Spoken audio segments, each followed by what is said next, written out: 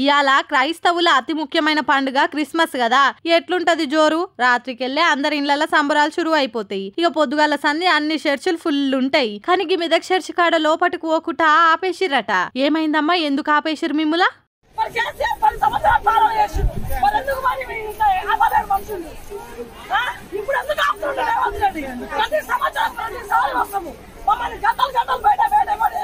ఇన్నరా అమ్మ ఎందుకు గుస్సా అవుతుందో? సీఎం రేవంత్ రెడ్డి పర్యటన నేపథ్యంలో మెదక్ చర్చ్ లోపలికి పోకుట ఆపేసిరట అధికారులు. దీంతో ఆడున్నోళ్ళందరికీ షిర్రెక్కి, ఏందయ్యా ఇది పద్ధతేనా? పతి తాపోస్తాం మేమెన్నడు లేంది, ఈసారి ఏంది ఇది కొత్తగా? రేవంత్ రెడ్డి వస్తే మమ్మల్ని గంటలు గంటలు వెయిట్ చేపిస్తారా? ఇదేం పద్ధతి? ఈయన వచ్చిన ఏడాదిలోనే గింత సేపు ఆపిండు. అదే కేసీఆర్ 10 ఏళ్లు పాలన చేసిండు, ఇట్లా ఒక్కసారి కూడా ఆపలేదు అనుకుంటా వచ్చినోళ్ళంతా గుస్సా కాబట్టిర్రు. ఏందో ఏమో, సీఎం సార్ వస్తే ఓ గంట సేపు ఆపిరంటే ఏమన్నా అనొచ్చు గాని ఇట్లా గంటలు గంటలు ఆపి నవేటల ముంగట్నే బోర్ల పడ్డట్టు చేసుకుంటుర్రు అని మాట్లాడుకుంటుర్రు ఈ సంగతి తెలిసిన రాజకీయ విశ్లేషకులు.